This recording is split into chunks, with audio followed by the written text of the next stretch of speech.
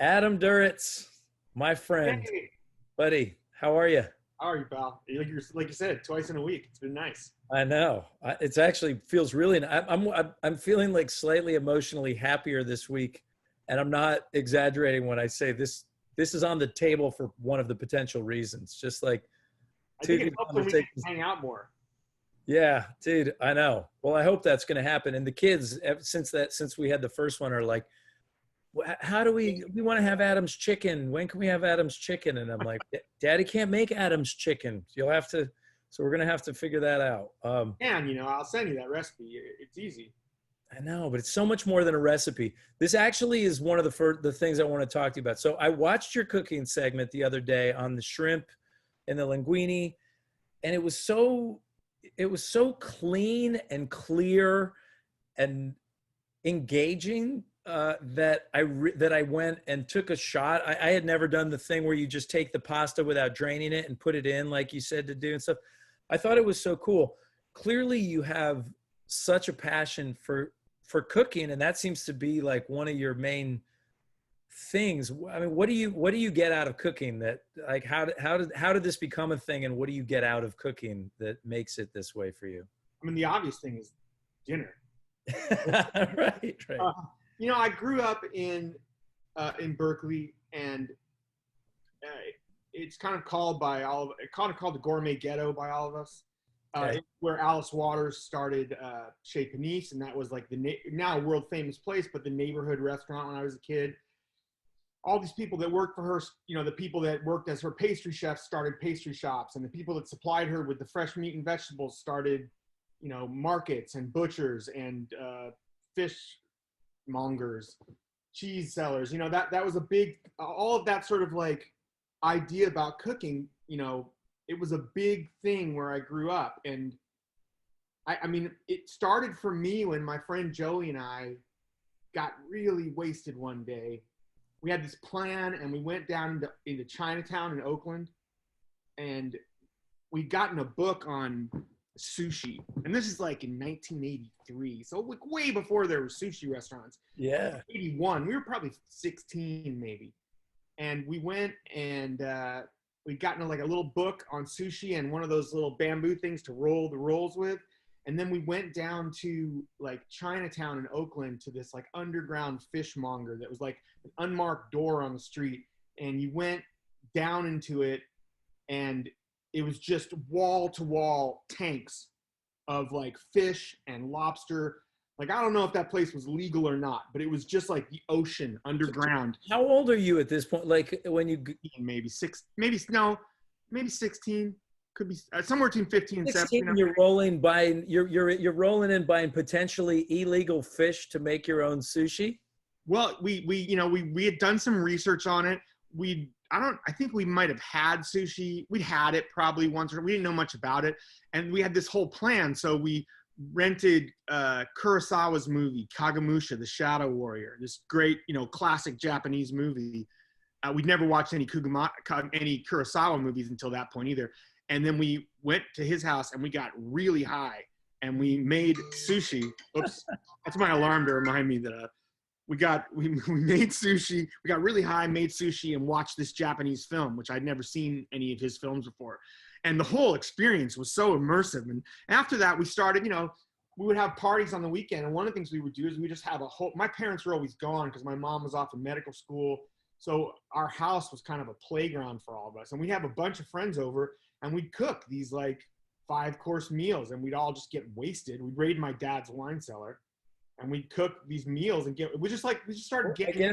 I guess everyone's teenage years are roughly the same, except that was mine, but no cooking. It was just like we just got wasted. Period. End of sentence. That's awesome, man. I mean, we did a lot of that too, but it was kind of special, like the idea of creating things. And it was before I really wrote songs. I think it was like sometime between 15 and 19 is when it all happened, and we just kept doing it. We kept making these dinners and getting wasted. And it just got, it's real creative. When you can put a meal on the table for a bunch of your friends, and then I just found that I really enjoyed hanging out with my friends, drinking and eating something I'd made. Right. And just sitting around. And we did, we did that too. Most of the time we just got wasted. But That's amazing though, man. And do you do this pretty much every day? Are you cooking something for real every day, or do you still order out some and stuff Well, too?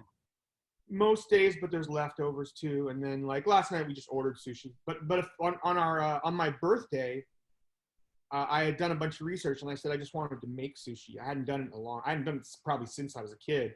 And we got, I'd ordered some of the bamboo stuff, and Z and I just stayed here and we made Yeah, sushi. I saw the pictures, man. I got inspired and I made two, but I really screwed up because I hadn't quite cooked the shrimp enough, and I put the pasta in. So then the pasta was going to get overcooked, and the shrimp was, but I didn't want to have undercooked shrimp. I mean, it's not, I don't have it, I don't think, but I did get inspired and have cooked a couple nights since seeing that, man. It's cool, but I bet you can do the chicken. It's the easiest one. It's real simple.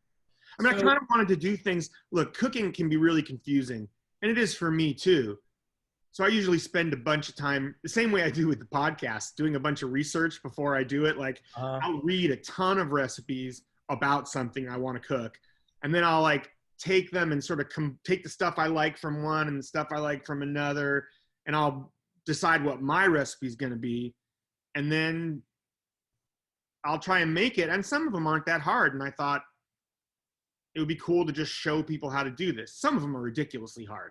That ramen recipe was impossible. And for anyone watching who doesn't know, the podcast is Underwater Sunshine. That's Adam's podcast with author James Campion, who we had on the show in the spring, and who has a quote at the beginning of I guess you both have quotes. But and the irony, of course, is that Adam they've had me on their podcast on multiple occasions and interviewed me, and then I interview you guys, but you guys have me for these nice long form interviews where we can really and I'm like, Adam, come on, I just want to talk to you, but we have to fit it all into 15 minutes. Perfect. You are our first guest ever. Really? Yeah. I mean, you guys were definitely at the beginning, I guess, when I did that. That was exciting. Yeah, you'd come over for movie night and we were still recording. So we were like, let's talk to Steven. We'd never had a guest before. Let's do it. Oh man, I love that. And I loved the episode where you recount. I loved when you recounted the way that you and I met. We met a few times, but where we really met at the Salt Lake City airport. And it was so interesting to me to hear you recount to hear another person recount something sort of in reverse perspective. Yeah. I'm like, and then Adam, in my memory, and then Adam ran across the terminal and you said, hey, you gave me the thing, but when you recount it, you're like, then I ran across the terminal and saw Steven. It's just, I thought it's neat, man. I treasure that. I go back and listen to that actually sometimes for just to pinch myself, because I say this and I'll say it again, but it's a surreal thing to have grown up listening to your music, to have continued to listen to your music for my whole life, to have had it mean so much to me, and then to organically end up, developing a friendship. But I never cannot say the impact that your art and your music has had on me, and obviously millions of others. But it just you changed my life and the way I write songs, knowing you. So I got to embarrass you at least once every time we do something like this. So it's nice to have friends who do what I do that I can talk to about it. I don't mean just bandmates, but other guys who write too, because it's not the most common thing. And as much as I have lots of friends, most of my friends don't do what I do, but having guys like you and Chris, Caraba, like that I can really talk, that, who, whether we talk about it all the time or not, we do the same thing. Matt Susich, it's like Sean Barnett. It's really nice to have people around me. Like for most of my career, until we started doing the Outlaw Roadshow and now Underwater Sunshine, I didn't have much of a peer group. That was sort of a bummer. Really? Is that true? I always thought of you as having a peer group. I mean, I'm glad to be in it, but I mean that you felt sort of isolated in that capacity? Well, I've never been one for the, Grammys or MTV Movie Awards or that sort of scene, I never went. So I didn't really meet a lot of my peers unless we were like at a festival playing.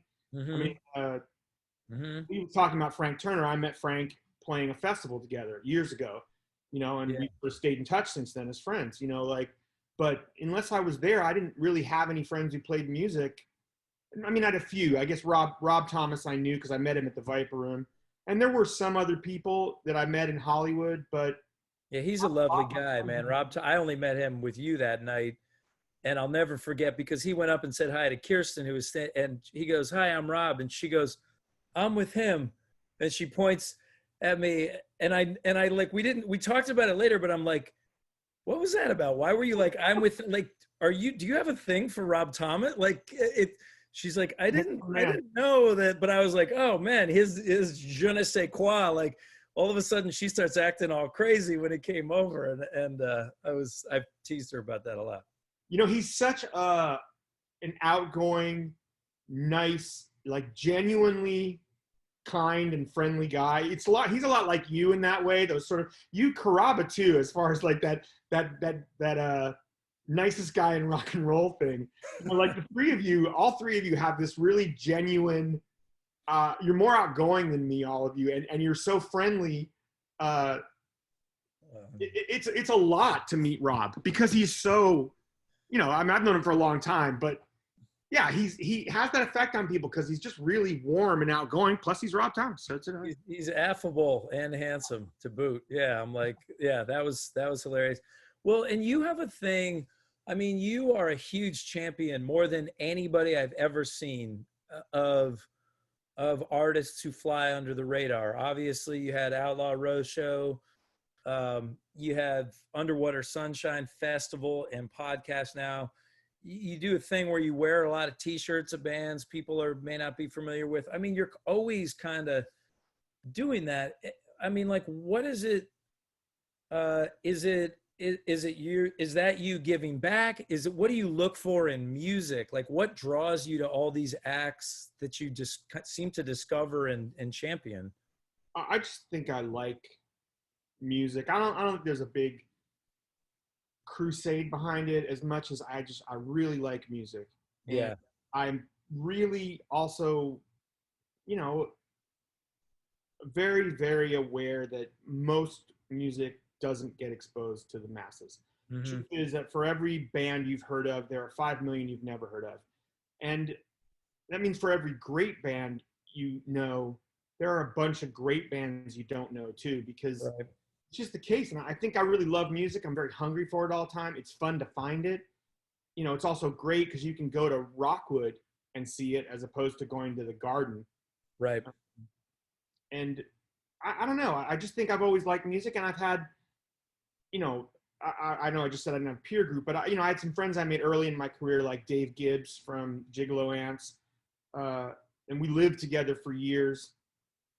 Just, you know, it was always, I got really lucky. Not that I think we're a great band, but I really do. There's no humility in me about that.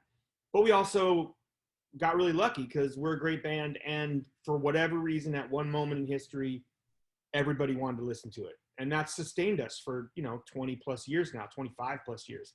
You know, and I have other friends who are, you know, well known on another level like you, or like Gigolo Ants, who just, you know, didn't have that success. And it's not like there's any difference between all of us. We're all really good songwriters, you know. I mean, I don't sit around with you and Chris and you know, think there's much of a difference, except I'm more famous. You know, we sold a lot of records, but I don't know why that is. Yeah. Anybody can explain that.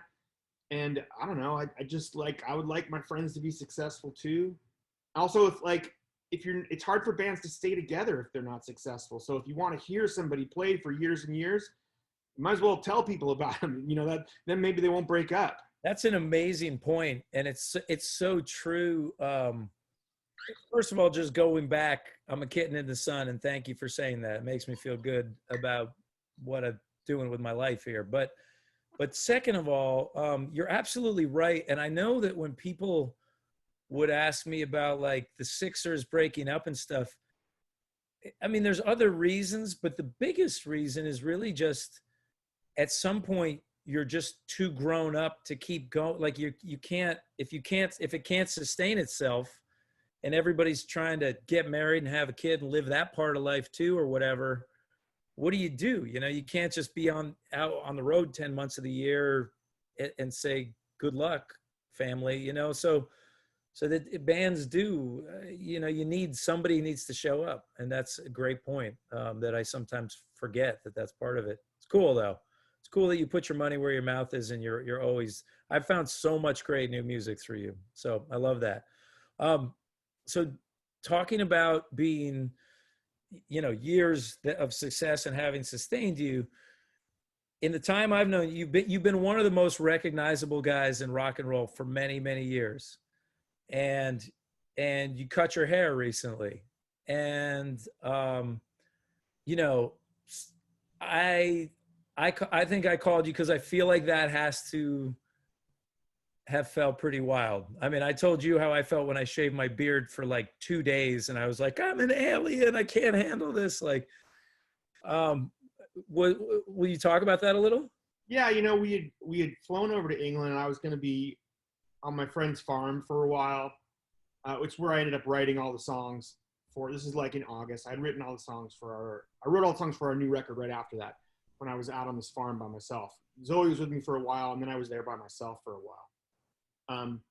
And we landed in England and went to his house in London, and it was the afternoon. There was no one around. We were pretty tired. Zoe decided to take a nap. I went downstairs. I was going to take a shower, and I cut all the dreads out of my head. No way. So this wasn't even, I would have thought this was like a big, like, all right, here we go. But you actually like made a game time call? I was going to do it. I was pretty sure I was going to do it, but I hadn't like decided when exactly, and yeah. I went downstairs and I cut all this stuff out of my hair, and then I shaved my head, and then I took a shower. I came upstairs and I like, hey, honey. And she's like, whoa. No way. Whoa, what the fuck? I was like, well, I just decided to do this. And it was weird. The first thing I noticed was how cold it was. Like, we went out to go for a walk around town, to get some groceries in the neighborhood. And I just, after about a block, I said, we got to go buy hats. I need hats now because my head is freezing. Yeah. Then a little while after that, I decided to shave my beard too, because I just had this feeling like this has nothing to do with anybody. It's not why people, for me, I've been hiding behind all this stuff for a long time. And I don't think I like looking at myself without all of it. I'm going to shave everything off so I can and then learn to fucking live with my face. And then having said that, I got it down, and I had these sideburns before I shaved them off. Cause you mess around when you're shaving your beard, and I always go down to the Hitler at one point, just cause it's so creepy and weird. I want to put it on myself for a while. So I did that and shaved it off, and then I was kind of left the long sideburns, and then wow, I kind of like the sideburns. Maybe I'll just leave that. So I did, and I mean, I'm prone to weepiness, but that was moving, man. That's moving to hear about. It got me. It's weird. I'm still not crazy about it, but I'm kind of determined to fucking look at my own face for a while. I don't know why. And I'm not sure I don't know that I would be this dead set on it if we weren't stuck in a pandemic where I'm actually not seeing people. Right. You're like, you kind of only have to see it when you walk by them. Well, I know exactly what you mean. And I only made it a couple of days, and I never want to think of myself as being that vain that I'm sort of attached to my appearance. But the reality is when I couldn't get a haircut and I shaved my beard, and you just, it's a thing. It does something to you. It forces you to examine some stuff. But I bailed as soon as I could get a haircut and regrow my beard. I did. So I applaud you, Adam. I think it's cool, man. I don't know that it's vanity as much as humanity, honestly. I think it's just it's part of being human, is that, like, we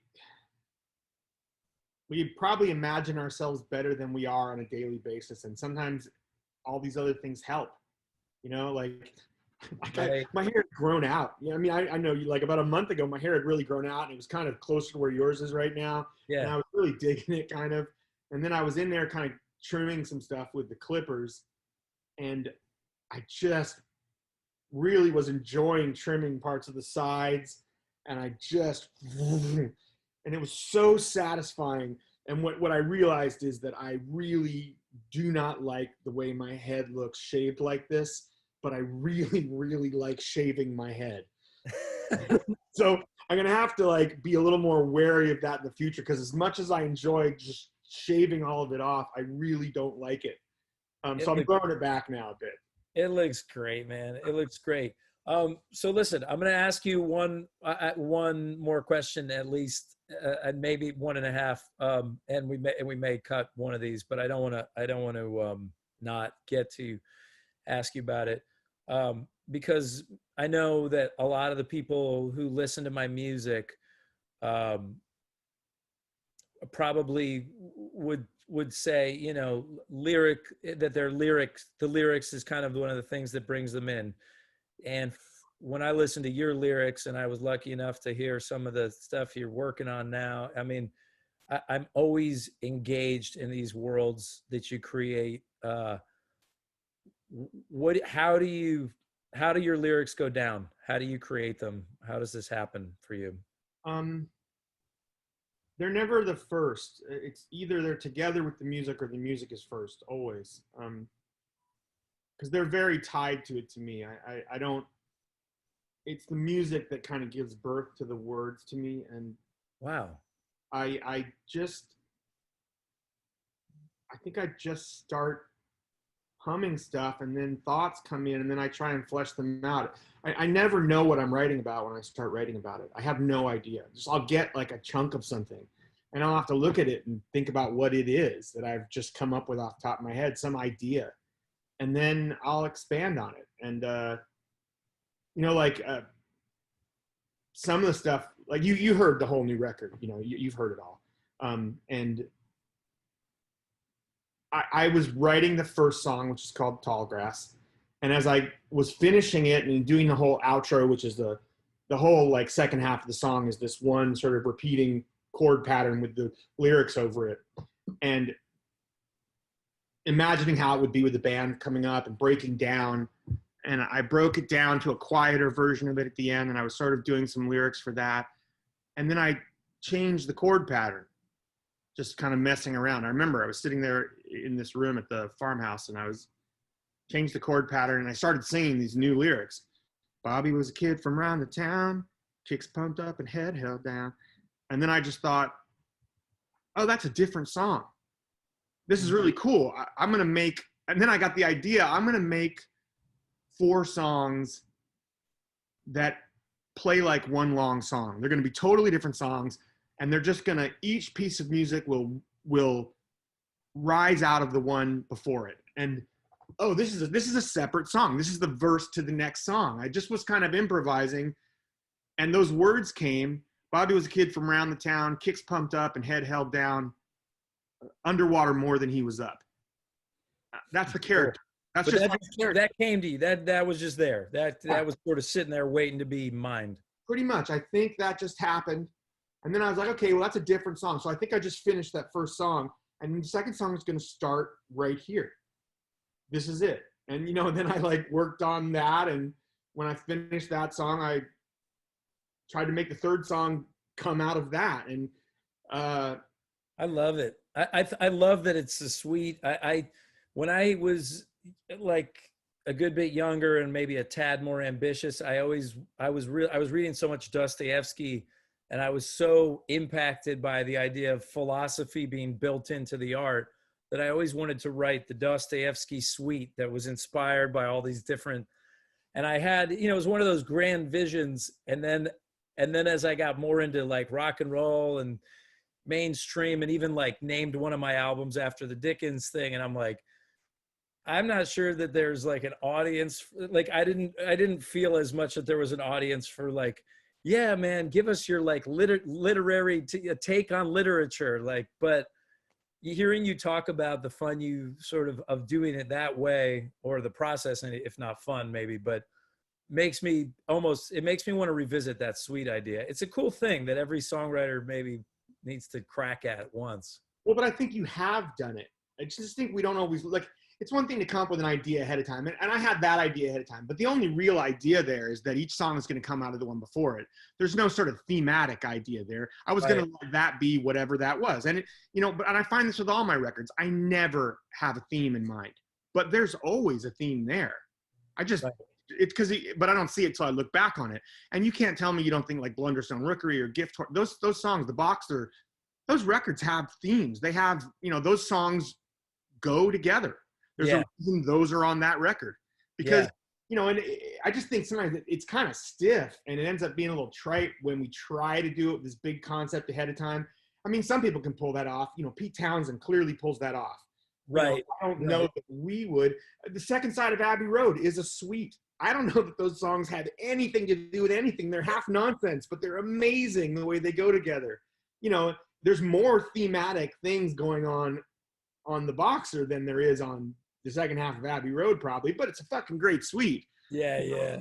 Sometimes because we're living our life right then, and those are the songs we wrote right then. Yeah, and they're influenced by our life. They have stuff. They have themes. That's cool. That's good. This is. I'm excited. When do you think that's going to come out? Any idea? Well, we got a lot of interest in vinyl for it, and then all the people we were talking to, the indies and the majors, everyone we talked to about putting it out was like, we need months to do the vinyl. And I was like, fuck. But so in order to really get it, the soonest it could be done is probably, even when we checked it in July, it was like December, and I didn't really want to put it out at Christmas. So it'll probably be January or February or something like that. I would think February. I can't wait, man. I'm so excited, and I love talking to you. Thank you for making time today to have a chat. I look forward to the next adventure with you every single time, Adam and Z. And I love you, man. Thank you for who you are in my life. Tell all the Kellogg's Family Store staff that we say hi. I sure will. We can't wait, man. We just like, I'm really excited if we get to do this little live stream thing in a month or so.